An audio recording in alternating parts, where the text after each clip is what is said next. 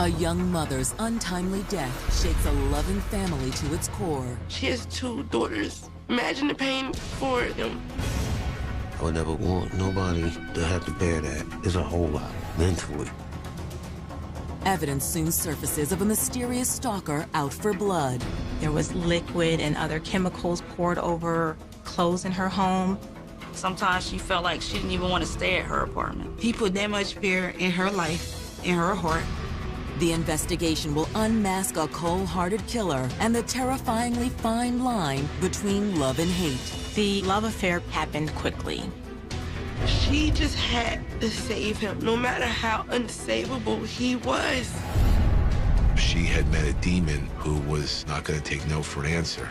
A monster in human skin. He shouldn't even be breathing, because he's just that damn evil.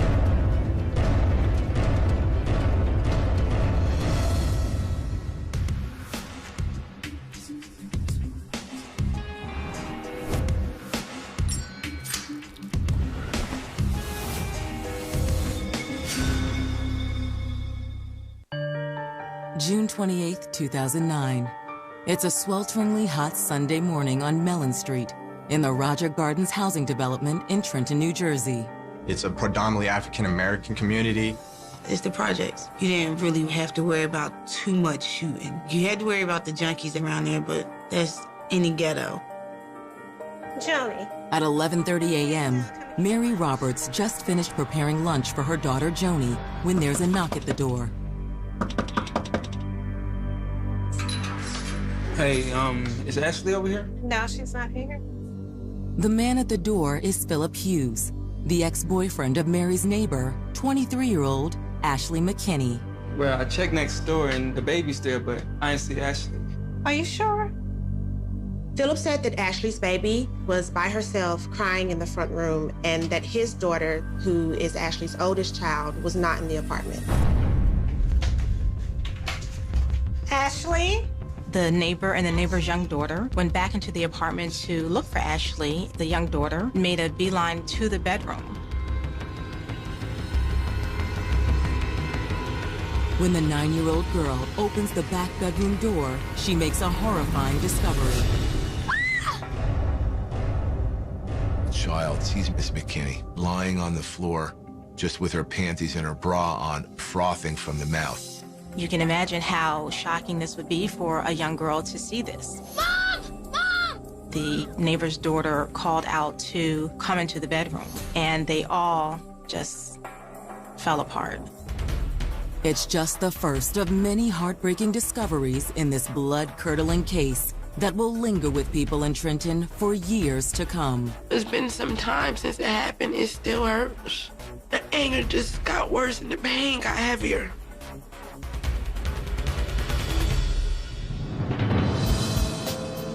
Born on December 18, 1985, Trenton native Ashley McKinney grew up surrounded by a loving blended family. Her parents divorced when she was young, but both her mom and dad remained in her life, as well as her step-parents and siblings. We did get quality time. With her, it was always like a party. Always laughing, joking. It was good.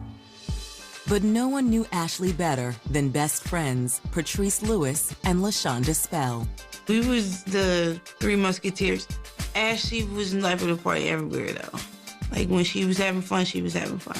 Woo! You could put a clown, a little bit of rainbow, some sunshine, a bunch of Skittles, and maybe a unicorn with a fancy dress. All of you mix it together, Ashley would pop out. At age 16, this vivacious girl caught the eye of a neighborhood charmer named Philip Hughes. He was like her, easygoing, loving, and like could be silly. You know what? You know you're a terrible dancer, right? Before long, Ashley was smitten. They both liked to sort of clown around together, but there was also a lot of passion in their relationship. She was the faithful type. She gave him her all. But just a few months later, Ashley found herself in a predicament like many other girls from her neighborhood, including LaShonda and Patrice. You're pregnant? Oh my God! The 3 best friends were all pregnant at one time, which everybody thought was planned. We didn't ever plan no pregnancy together. It just happened. But despite the excitement from Ashley and her friends, once Philip caught wind she was expecting, he was soon out of the picture.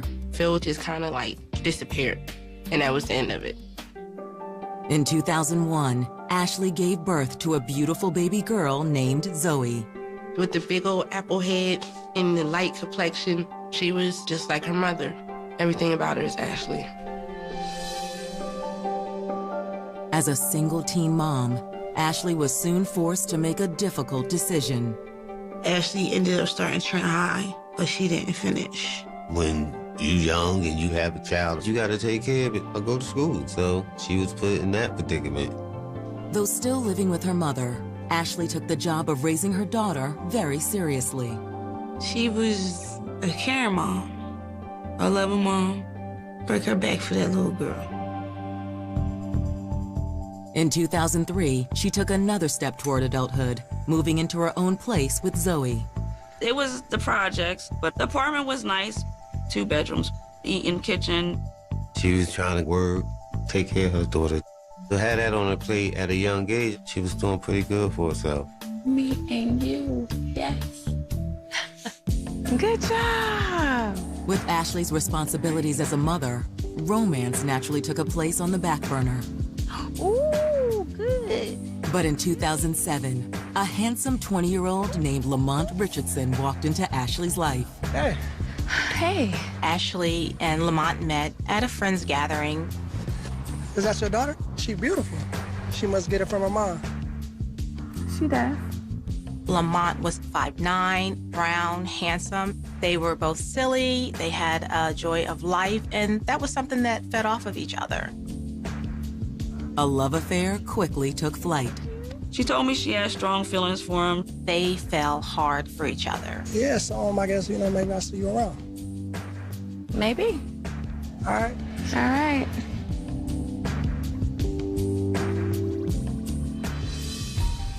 Just 2 months later, the couple took a big step and moved in together. But soon after, surprising news put a strain on their relationship. Ashley discovered that she was pregnant. What? I'm pregnant. We can't have no baby. We're not ready for a kid. You know what? You're a jerk. There was trouble in paradise. The couple broke up before the baby's arrival. After the breakup, Ashley moved into an apartment where she was living on her own with her daughter. On October 14th, 2008, Ashley gave birth to another baby girl, Aisha. With Aisha's birth, the bond between Ashley and Lamont began to mend. Lamont responded well to the birth of his daughter. Ashley was overjoyed that Lamont was ready to have a presence in Aisha's life. She's someone who will give you a second chance. However, after 7 months of ups and downs, the couple split again. But apart, these 2 young parents seemed somehow stronger. They both looked like they were making big strides in their lives. She started working at the library on East Trenton. She started school. Lamont came to my job. I was working in the lube, changing oil and stuff like that. I told him to fill out an application. He was hired. With these 2 young lives so obviously on the upswing, no one could have imagined the tragedy that would soon send everyone who knew them tumbling into despair. Sometimes you wake up and your chest just hurting because just you thinking about that loss. That's how deep it is.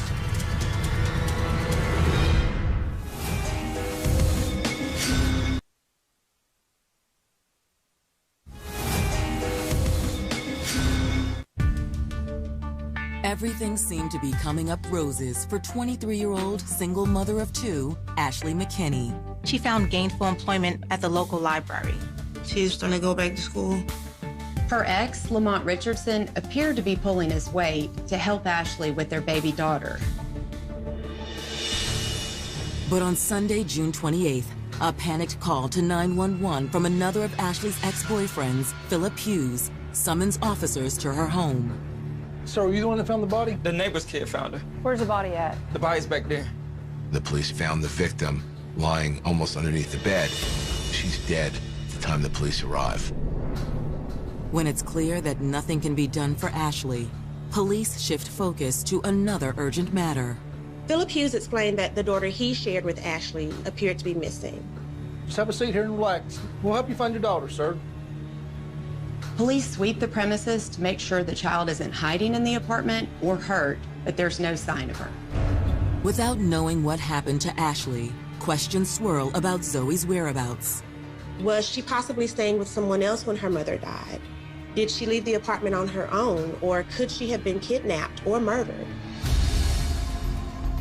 A team of officers begins coordinating with Ashley's neighbor and Mr. Hughes to reach the victim's family. Not only would police have to break the tragic news to Ashley's family that she was dead, but they also had to broach the question, where's her daughter? It was not a task that anyone was looking forward to. Meanwhile, investigators arrive on the scene with a medical examiner to try to determine Ashley's cause of death. Finding someone dead, half-dressed, with their baby left alone is not an unfamiliar sight to police working the projects. They can't help but ask what seems like an obvious question. I see foam coming out of her mouth. You think it could be a drug overdose? Could Ashley have been a drug user? But evidence on the victim's body quickly sends the investigation in another direction. Oh, these ligatures on the neck, that's no OD. Someone had strangled her. Hey, one of you guys may want to come see this. After discovering a broken latch on the window leading to the fire escape, detectives consider a possible motive for the crime. The latch won't catch. It appears to be broken. We could have some forced entry. It could have been a robbery.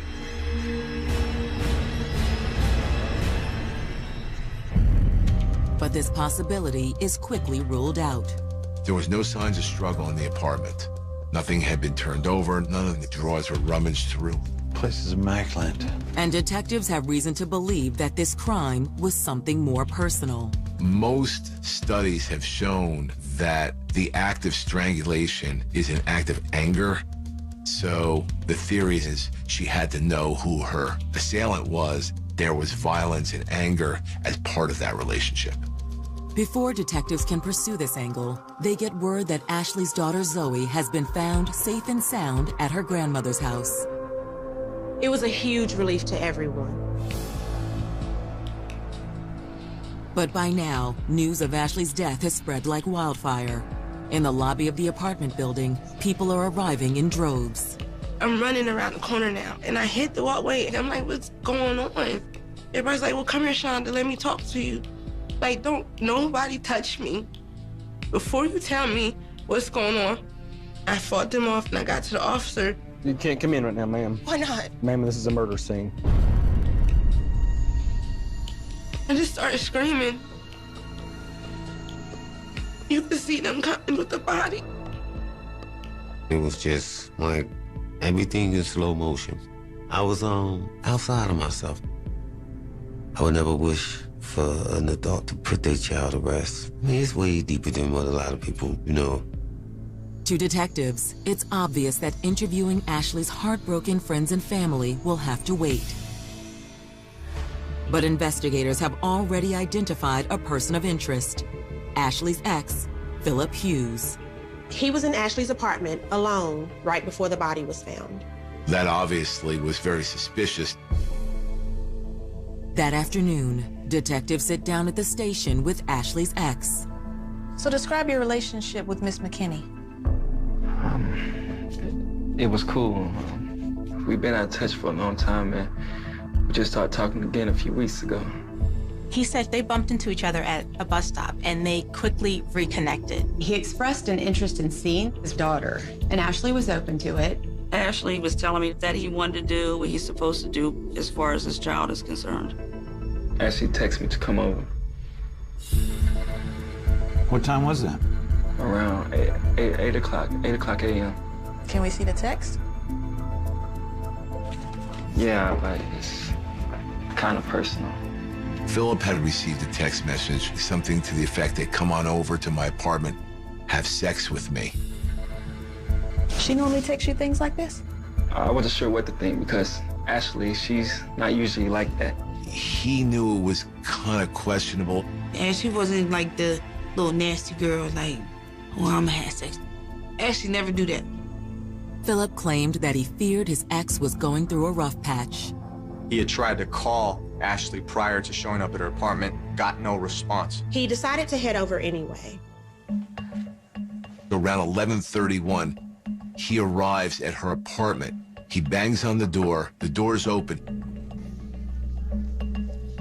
So he pokes his head in, notices the television is on. Inside, he found Ashley's baby daughter sitting in her car seat crying. Her diaper was obviously soiled. He walks around the house. Ashley! I just kept looking around, searching for Ashley. No one answered. So I just went to the neighbor's apartment to see if Ashley was over there. But Philip's story doesn't sit quite right with detectives. A 9-year-old child finds the body of your ex in 2 minutes, but you didn't see anything. It's weird that Philip couldn't find Ashley sprawled out in a bedroom. What did he do, a cursory search? I didn't expect her to go far with the baby still in the apartment. I just thought she stepped out for a minute. Although investigators aren't sure they believe him, they have no grounds to hold their suspect. After questioning, they had to let him go. But who besides Philip had the means to murder Ashley McKinney? The victim's phone records are about to make the answer to that question very mysterious. Who'd be trying to frame these guys?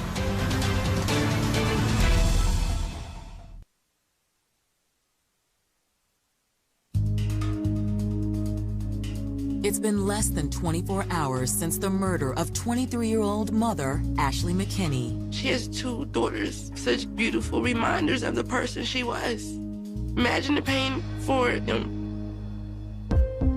Determined to get justice for the family, Trenton detectives have begun digging through Ashley's phone records for possible clues about her killer. It turned out that morning Ashley had not only sent a message to her ex, Philip Hughes, she'd also texted another man named Michael Henry. Basically with the same text message, coming over to my apartment, I want to have sex with you. Immediately, detectives track down Mr. Henry and invite him to the station for an interview. Michael? I remember he was a small-framed individual. He was working at a factory in Trenton. When detectives tell him that Ashley McKinney is dead, he seems stunned. Did you know she texted you this morning? Yeah. That's why I'm in shock. So what did you do when you got the message? Nothing, because that text didn't make any sense. Michael is a former boyfriend of the victims. He hadn't seen the victim in a while, didn't even know where she lived. So you have an alibi to prove where you were this morning, right? Yes, ma'am. He was working at the time. Detectives quickly confirmed that Mr. Henry is telling the truth. That was the end of that. Yet investigators are beginning to wonder if Ashley's multiple requests for sex have something to do with the killing. Because Ashley was found in only her bra and panties, perhaps there was some activity that included another person. When the autopsy report comes in that afternoon, it quickly puts this theory to bed. The results showed that there was no sexual activity involved. But the autopsy reveals important new information. The medical examiner had determined that the homicide occurred between 2 a.m. and 6 a.m. Which was odd because both texts from Ashley's phone to her exes were sent after 7 a.m.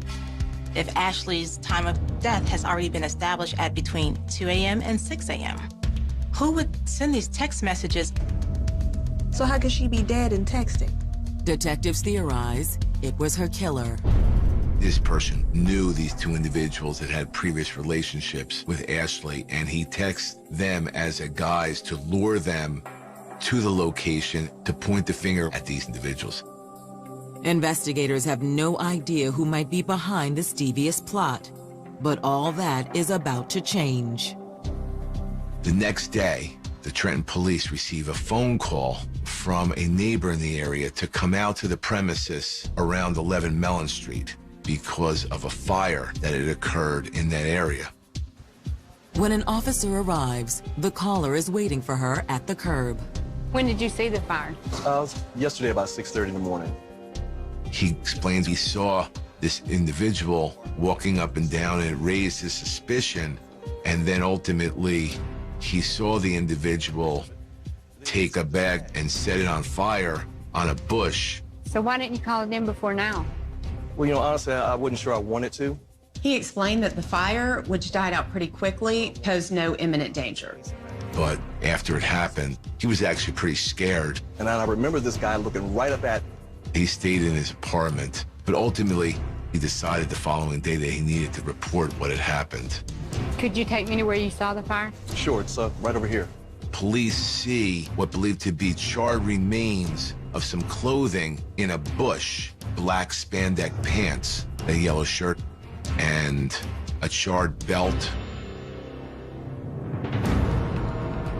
But what could have motivated this act of arson, and how might it connect to the murder of Ashley McKinney? That charred bag is what held all of the answers to this murder.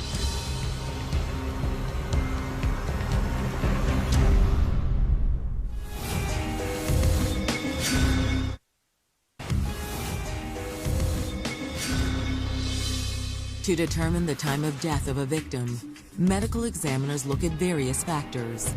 The most common factors include lividity, a purple discoloration of the body, rigor mortis, the stiffening of the body, and the clouding of the corneas.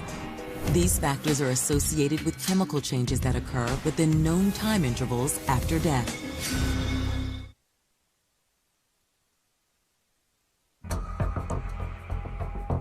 One day after the murder of Ashley McKinney, homicide detectives in Trenton, New Jersey have learned about a blaze set at Ashley's building the same morning she was strangled.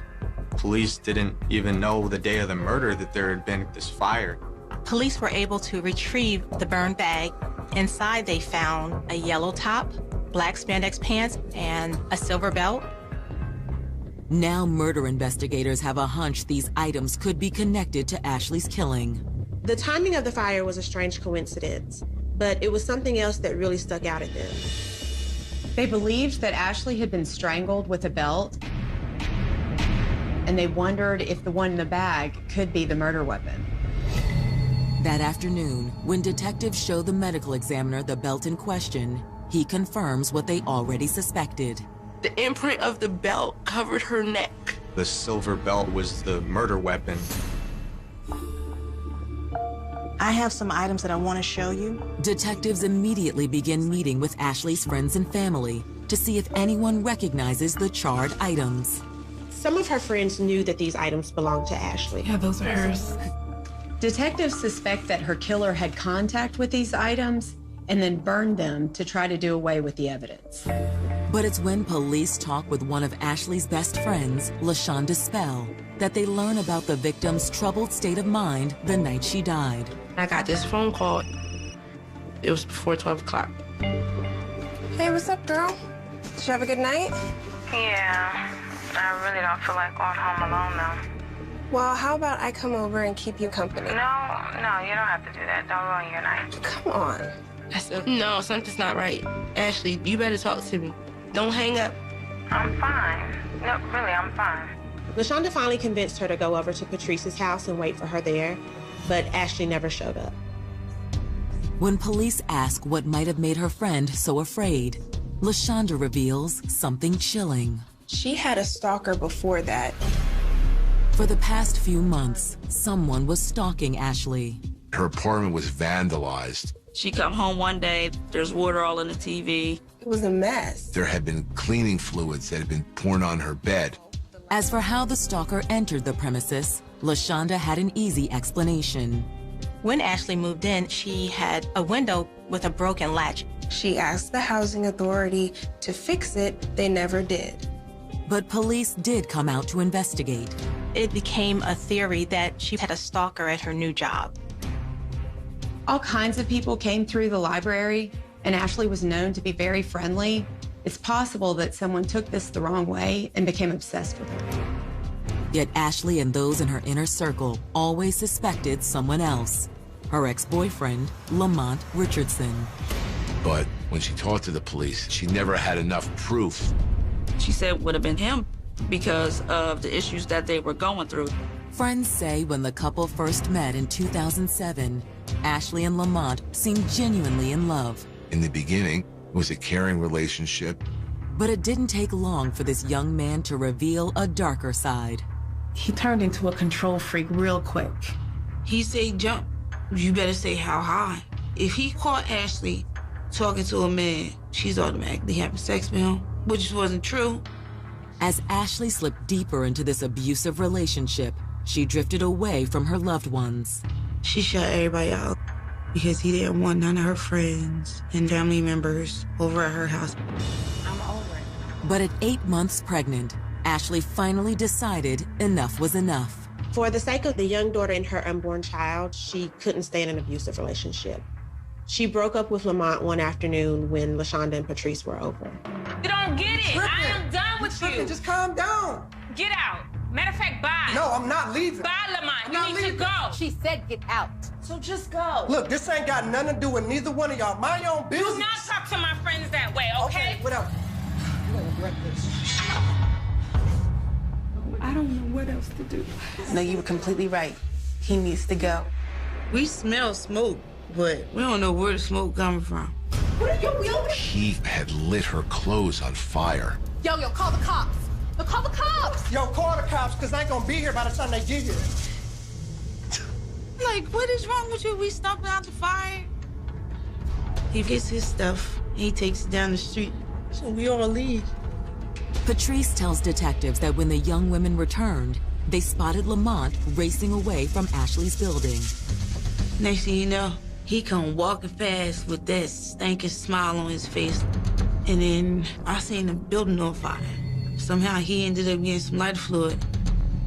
Ashley broke up with him, and he couldn't take that. This is his retaliation. Although the fire department extinguished the flames, Ashley's apartment and belongings were damaged beyond repair. She had to move to the Mellon address. At least it looked like Lamont was finally out of the picture. She got rid of him for good. Lamont was charged with a serious aggravated arson charge. But then a few months later, Ashley did something that floored everyone she knew. She withdrew her accusations. When I found out that she got him dropped, I'm like, man, she's stupid as hell. And we couldn't believe that. Obviously, he was the father of her child, so there was some sort of a bind and a connection between the two of them. Without Ashley's testimony, the cops had a much weaker case against Lamont. It was basically downgraded to a criminal mischief. He received probation with a small jail sentence.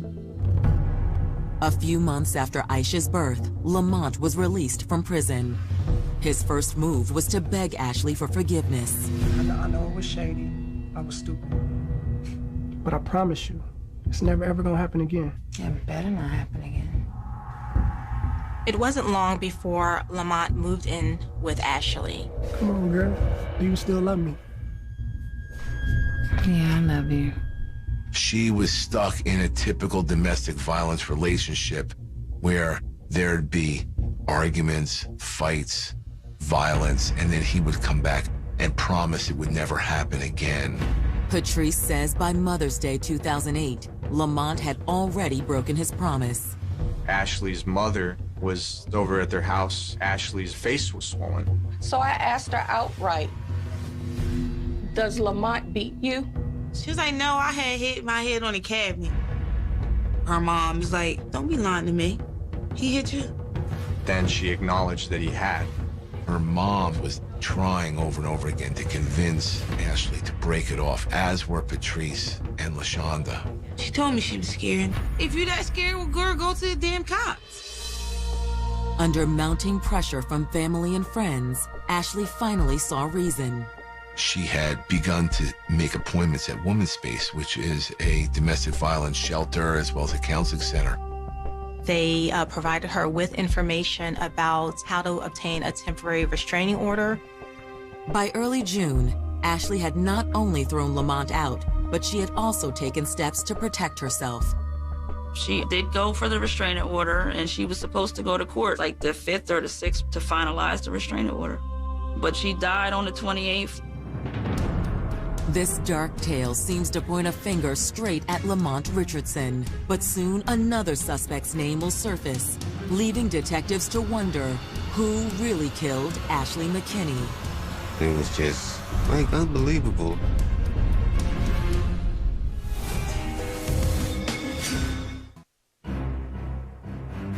After learning about Ashley McKinney's abusive boyfriend, Lamont Richardson, detectives head to her apartment complex to hunt for witnesses who might have spotted him the day of the crime. The police do a canvass of the area and talk to a number of neighbors. Most residents hadn't seen anything suspicious that day, except for one of Ashley's closest neighbors, Colin Wyatt. Colin Wyatt saw someone hovering around the area where police found the burned clothes, someone he recognized. It was a guy that's involved with Ashley. On numerous occasions, he had heard him banging on the door for 20 to 30 minutes for her to let him in. Do you know his name? Real. We hear him call him by name Real. This is big news to police who came here thinking that Lamont Richardson was their guy. Now they realize that the perp could be someone else entirely. But who was this mystery man?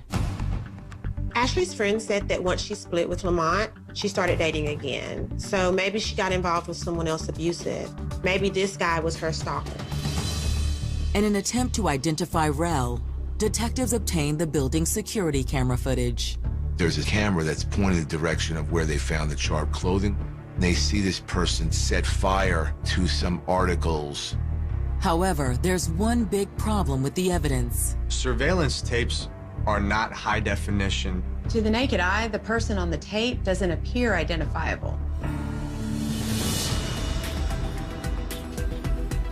That's when detectives reapproach Ashley's loved ones to see if they might be able to identify the man on tape. That's him. They say they know who it is. That's him. I knew the walk. I knew the head shape. You're certain? Positive. Yes. But the name that they give police isn't Rel. They said that the person on the video was Lamont Richardson. That's Lamont. Yes. Which poses a big problem for investigators. Who is this perp really? Had the neighbor made a mistake? Or had Ashley's family falsely identified a man they despised? Unsure what to think, detectives ask her friends and family if anyone knew of a man in her life named Rel. Their answer is surprising. That's Lamont's nickname. His middle name is Latrell, so people just call him Rel. Detectives feel sure that a killer is in their crosshairs, but to make an arrest, they'll have to build a stronger case against Lamont Richardson. They get what's called a communications data warrant on his phone, and they're able to determine that Mr. Richardson made a call around 8:30 that morning for a pickup to the economy cab. They're able to determine which cell phone tower the call hit off of, and the tower was within a block or two of 11 Mellon Street. Detectives track down the cabbie who responded to that call and bring him in for questioning. I just need you to look at some pictures right quick. They show the cab driver a photo array. He positively identifies Lamont Richardson as the person he picked up around 8:30 that morning. It's more evidence Lamont went to Ashley's apartment that morning and had the opportunity to kill her. There was a compilation of pieces of damning evidence that pointed in his direction. There was absolutely no doubt in my mind he had killed her. On July 1st, 2009, just 3 days after Ashley's murder, Lamont is arrested at his mother's home. He was charged with murder and the tampering with physical evidence. Police try to question him, but he invokes his right to remain silent. But putting Lamont behind bars does nothing to stem her loved one's unrelenting pain. You catching him, I appreciate it, but what does that do for me? What does that do for her family? I sit back and I think, like, people that take others' lives, it's crazy because the person whose life you take, they ain't in pain. They gone. It's all the people whose life you left out here. These people got pain the rest of their life. Soon, Ashley's family will receive another devastating blow, forcing them to ask, does justice really exist? That's not fair. That's not fair at all.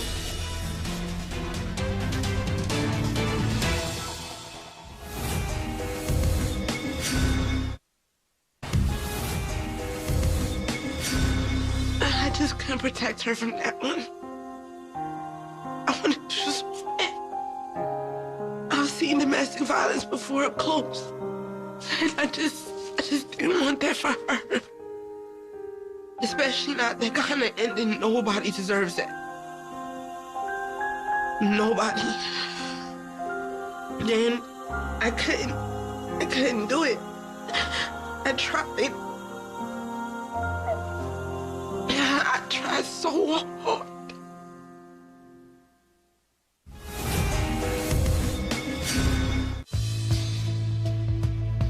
More than 2 years have passed since the murder of Ashley McKinney, a senseless tragedy that stole the mother of 2 young girls, Zoe and Aisha.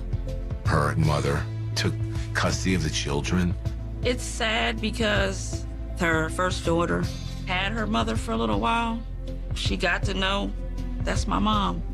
But her second child, her mom was taken from her when she was like 8 months old. I know I don't remember stuff that happened when I was 8 months old.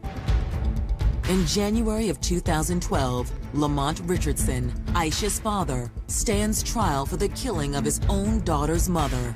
Most of the family, when they first seen him on the first court date, we cried because we wanted to do the things he did to Ashley to him. In their opening statements, prosecutors portray Lamont Richardson as an abusive man whose final act of control was to kill his ex-girlfriend. If he wasn't going to have her, no one was going to have her. The district attorney alleges that on the day of the murder, Lamont Richardson showed up at Ashley's apartment under the pretense of returning a car seat. He used the baby as an excuse just to get in them doors. Prosecutors believe the couple fought. It escalated. So you out here screwing with another guy? It ain't none of your damn business what I'm doing. When I get back out here, you better be gone. She went in her room, started to change her clothes. That's when Lamont attacked. We believe that he surprised her. He used Ashley's own belt to strangle Ashley from behind.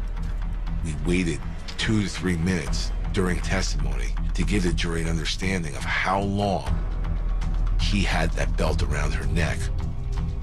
He had to watch the life go out of her. You really don't have no feeling in your body. Your daughter's mom dying in your hands, and then leave your daughter in that same apartment? You just heartless. To make their case, the prosecution points to substantial evidence linking the defendant to the crime. Witnesses identified Lamont as the person on the surveillance camera who tried to destroy the murder weapon. It's hard to ignore the phone records that show Lamont Richardson called a cabbie around the same time to pick him up in the same area. This taxi cab driver was able to identify Lamont as the person who called for a pickup. But when it's the defense's turn, they argue that this is just a case of mistaken identity. The defense theory was that the family and friends fingered the wrong guy on the video. Lamont wasn't the guy. The defense tried to discredit the eyewitness testimony. The cab driver backtracked a little bit of his identification. On February 2nd, when the jury adjourns for deliberation, anxiety overwhelms Ashley's supporters. We're left in limbo to find out, is he going to be convicted?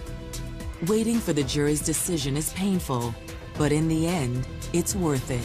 They came back and convicted Mr. Richardson. When they said he was guilty, I felt a little relief. He's not going to get away with it. The defendant, he had no emotion whatsoever. At Lamont Richardson's sentencing hearing on July 23rd, Ashley's daughter Zoe, now 11 years old, makes an impact statement on behalf of her beloved mother. She was basically asking Lamont, why did you do this? Why did you kill my mom? I thought you loved me. You didn't care that I didn't have no mommy no more. You didn't even think about your daughter not having a mommy. It was extremely emotional. Sorry. Although no punishment will ever bring back Ashley McKinney, the judge hands down a harsh 60-year sentence. Defendants are required to serve 85% of that, so he's not eligible to get out until 2060. It's effectively a death sentence. But 4 years later, on April 7th, 2016, Lamont's attorneys score a victory on appeal. His sentence was overturned. The ruling looked at previous comments the judge had made at other defendant sentencing hearings. Judge Bill Meyer says anytime a person in his court is found guilty of murder, he sentences them to 60 years. A judge is supposed to weigh mitigating factors and give individualized attention to every defendant. And the court felt that Judge Bill Meyer didn't do that. Her family feels like, why is justice being so kind to a man who had no mercy for Ashley? But when a Superior Court judge hands down Lamont Richardson's new sentence on October 4th, his updated punishment echoes his prior one. He is once again sentenced to 60 years in prison. Although Lamont's new sentence brings a sense of relief to Ashley's friends and family, it doesn't completely heal their pain. He gets to be alive. She can't do that. Look what you did. You took somebody's mother from them. You took your child's mother from her. And the legal system can't fix that.